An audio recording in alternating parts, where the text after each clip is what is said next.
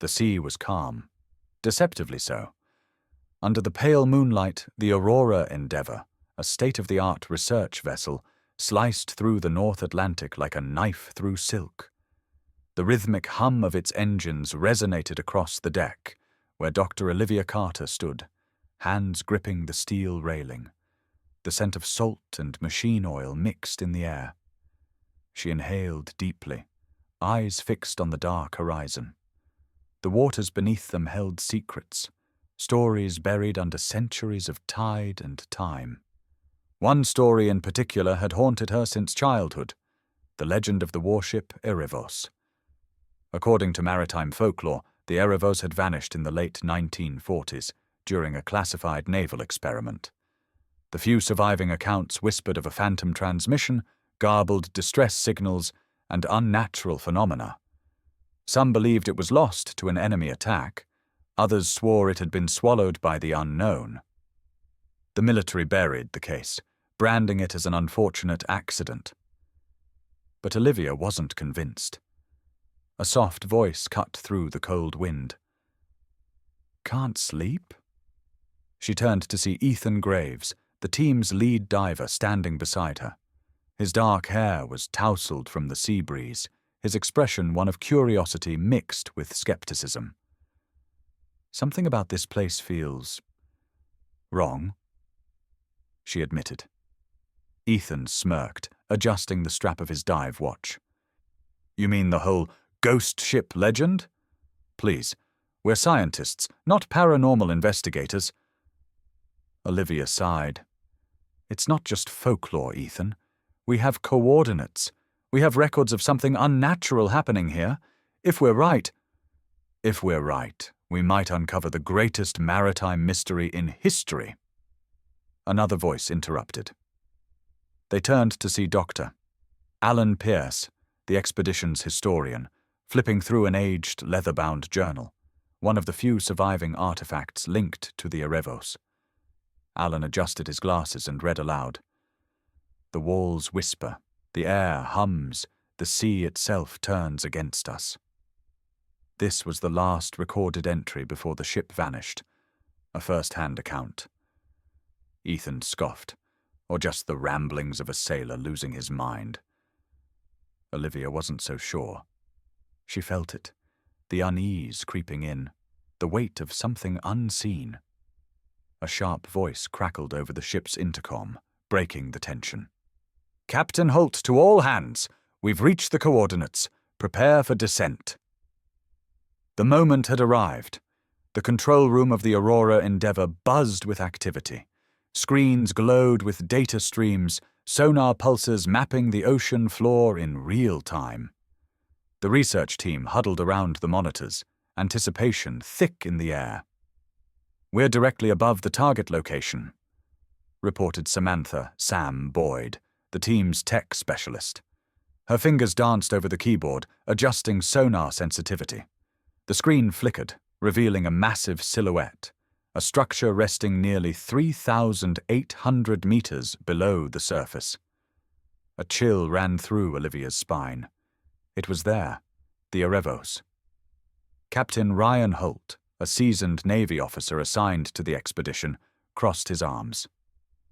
"Looks intact, which is impossible. Not just intact," Alan whispered, leaning in. "It's sitting perfectly still, as if it just stopped. No debris, no signs of decay, no evidence of an explosion or wreckage. It wasn't normal." Ethan exhaled sharply. "Guess that means we're going down."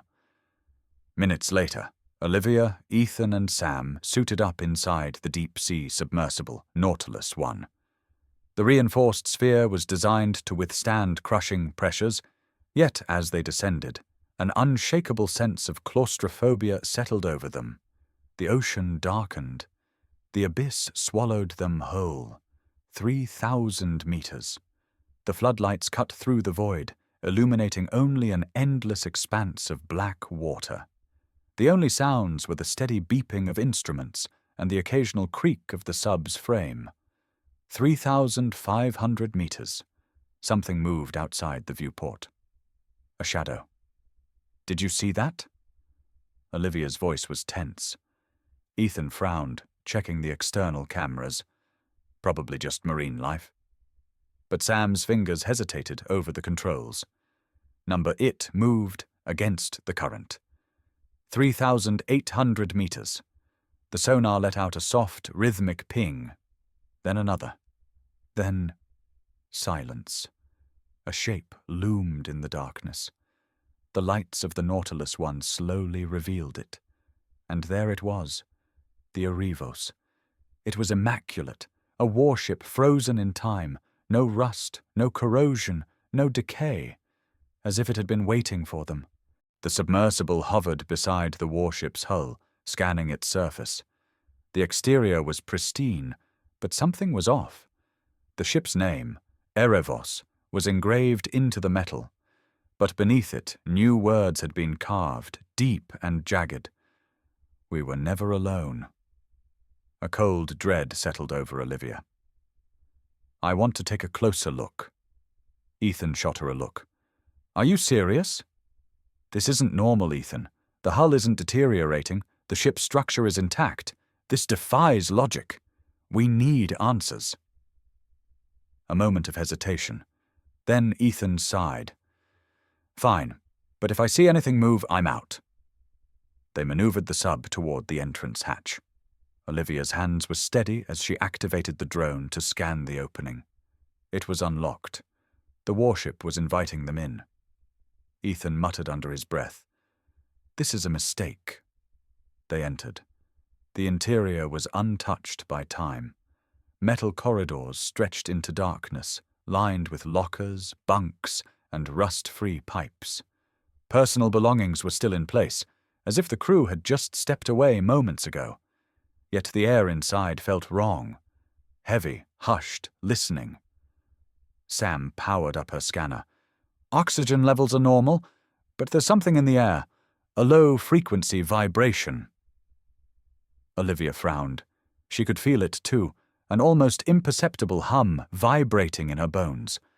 They moved deeper inside. The silence was suffocating. Then, footsteps. A slow, deliberate shuffle echoed through the corridor ahead. Ethan froze. "Tell me that's one of you." No one answered. The lights flickered. Then the intercom system, dead for nearly 80 years, crackled to life. A distorted voice, drenched in static, whispered through the speakers, "Leave! Before it wakes!" Then silence.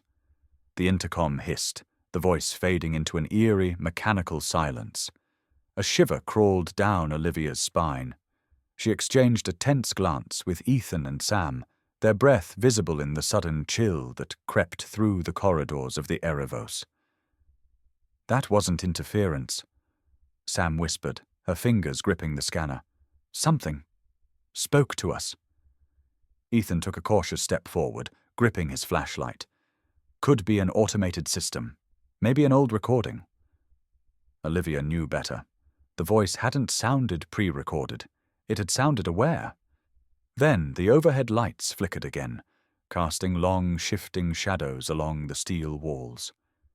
The deep-sea warship, supposedly abandoned for nearly 8 decades, was not as lifeless as it seemed. Something was here. Something was watching. They pressed forward, stepping cautiously into the main command center, a vast chamber lined with control panels, sonar equipment, and navigation systems. Dust motes hung in the air, untouched, frozen in time. A logbook sat open on the captain's desk, untouched for decades. Olivia stepped closer, heart pounding. The last recorded entry was dated September 14th, 1949. She traced the faded ink with her gloved fingers and read aloud. The voices have grown louder. At first they whispered through the pipes. Now they seep into our minds. Lieutenant Harris turned his weapon on himself last night. He claimed he saw something standing in his bunk. I do not know how much longer we can resist. The next few lines were smudged, illegible. Then the final sentence. It knows we are listening. A bang shattered the silence. Ethan spun around, gun raised, his breathing sharp. Something had slammed a bulkhead shut further down the corridor. Olivia's pulse raced. They were not alone. Sam's scanner began emitting a low-frequency whine, a sharp signal spiking across the monitor. "I don't like this," Ethan muttered. Neither did Olivia. They reached the crew's quarters, a long, narrow hallway lined with rusted bunk beds. The mattresses were still made, personal belongings scattered on the floor, as if the crew had simply vanished mid-routine. Ethan knelt beside an abandoned journal, flipping it open. A dried stain, dark, nearly black, spread across the last page. "It comes when the lights flicker." The bulbs overhead buzzed, dimming for a fraction of a second. The ship groaned, metal bending as if reacting to their presence. Then, a whisper. Not over the intercom, right behind them. "Leave." Ethan wheeled around, weapon raised, but there was nothing there. The hallway stretched into shadows, empty. Then Sam screamed. Olivia spun just in time to see Ethan collapse, vanishing into the darkness as if something had yanked him away. "Ethan!" Olivia lunged, but he was gone. The corridor was empty, a chilling silence filling the space where he had stood. The only thing left behind was his flashlight, still rolling across the floor. Panic settled in. Olivia grabbed Sam by the wrist, forcing her to focus. "We need to move, now!" Sam nodded, trembling, gripping her scanner like a lifeline. They retraced their steps, sprinting toward the main entrance hatch, but the steel door had sealed shut. Sam pounded on the controls. No, it was open before." Olivia slammed her hand against the intercom. "Aurora Endeavour, do you read? We're trapped inside. We need emergency evac—" Static. The only response was a distorted, crackling whisper through the speakers. "It won't let you go." The lights flickered violently, casting strobe-like flashes across the ship's interior. In the brief seconds of darkness, shadows moved, but they weren't their own. Sam sucked in a breath. "Did you see that?" Olivia saw. A shape, tall, wrong, humanoid yet distorted, shifting in the darkness like a mirage. And then, it was gone. They ran. Corridors twisted and turned, the layout warping, as if the ship itself was shifting. Sam gasped for air. "This isn't possible! The Arevos! It's changing!" Then, from the darkness ahead, footsteps. Slow, deliberate. Ethan stepped forward from the shadows. But something was wrong. His posture was stiff, unnatural. His eyes, usually sharp with suspicion, were now glassy, hollow. "Ethan." Olivia's voice wavered. "Where did you go?" He didn't respond. Instead, his lips curled into a slow, unnatural smile. Then he whispered, "It's awake." The walls trembled, a deep thrum pulsing through the metal. Then, the ship spoke. Not through the intercom, not through any machine. The Arevos itself was alive. Its voice was a fusion of countless whispers, layered over one another, filling the air like an oppressive storm. "You were never meant to find this place." Ethan lurched forward, grabbing Olivia's arm, his grip ice-cold, inhuman. His skin darkened, veins turning black, spreading like ink beneath the surface. He was changing, becoming something else. Olivia screamed, breaking free, dragging Sam with her. They ran, Ethan's laughter echoing unnaturally behind them. The ship twisted again, hallways warping, leading them somewhere deeper, the heart of the Arevos. They stumbled into a chamber unlike the rest of the ship, a cavernous space filled with twisting machinery, humming with an unnatural energy. In the center stood a monolithic structure, covered in symbols that didn't belong to any known language. And then, Olivia understood. The Arevos was never a warship. It was a vessel, an ark for something far older than humanity, something that had been sealed away until now. Sam gasped, pointing at the walls. They were covered in handprints, hundreds of them, charred into the steel. The lost crew of the Erevos had never left. They had been consumed. The whispers rose to a deafening chorus. The entity was here, and it wanted them next. A deep groan vibrated through the ship as the entity descended upon them, a formless shadow, twisting and shifting, its presence suffocating. It fed on minds, on fear, on thoughts. Olivia's breath came in ragged gasps. She grabbed Sam's hand. "We need to overload the ship's systems. We have to destroy it." Sam nodded, frantically working on her scanner, rerouting power to the reactor. The warship screamed. The shadows lunged, voices overlapping, whispers of the past, of the lost crew, of something much older than them all. Ethan, or what was left of him, stepped forward, his body distorting.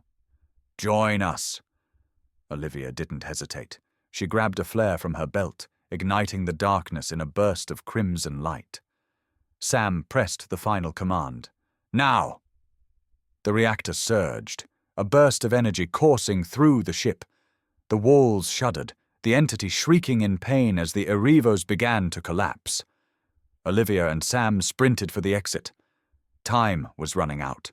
The Erevos groaned like a wounded beast, its metal frame trembling as Olivia and Sam bolted through the corridors.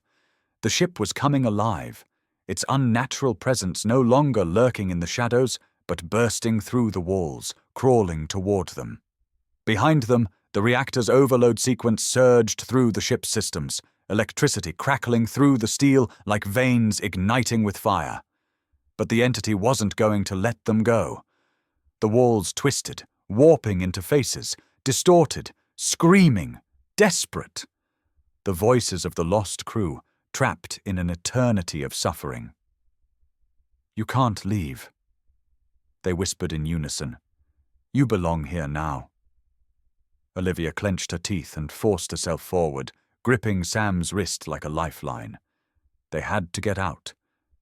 Ahead, the corridor split in two, one leading back toward the entrance hatch, the other sloping downward into an abyss of shifting shadows. Sam gasped, yanking Olivia toward the correct path. "This way!" The ship fought back. The floor buckled, steel grinding against steel.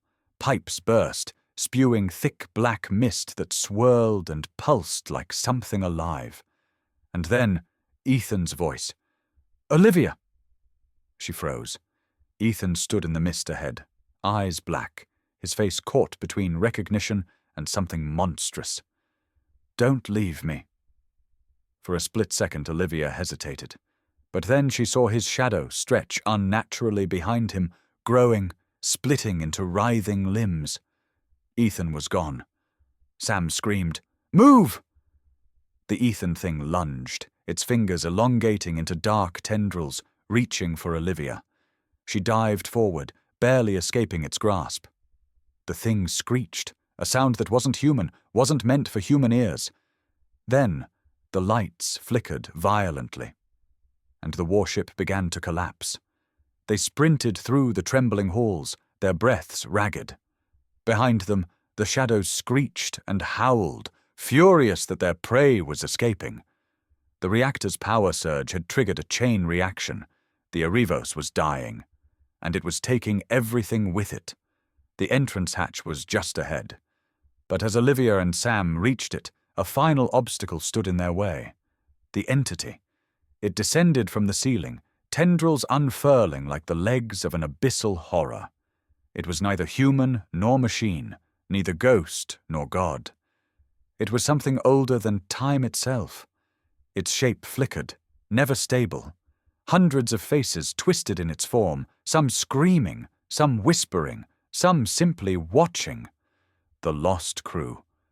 Olivia gritted her teeth. They had come too far to die here. She grabbed the last flare from her belt and shoved it into Sam's hands. "The second the door opens, throw this into the corridor." Sam's eyes widened. "What about you?" Olivia didn't answer. Instead, she turned to face the thing. It loomed over her, shifting and growing, its voice a chorus of the damned. "Stay." Olivia smirked. "Not a chance." She lifted the emergency detonator, wired to the overloaded reactor, and pressed the button. The ship roared in fury. The walls split. The air turned to fire. The entity screamed, its form collapsing, trying to latch onto something, onto them. The entrance hatch hissed open. Sam threw the flare, a burst of red light searing through the mist. The entity reeled back, shrieking. Olivia grabbed Sam and ran. Behind them, the Arrivos exploded. The deep-sea submersible, Nautilus I, was waiting for them. Sam lunged into the controls, fingers flying over switches. The ship was collapsing behind them, sending out massive shockwaves. "We have to go, now!" Olivia yelled. Sam hit the thrusters.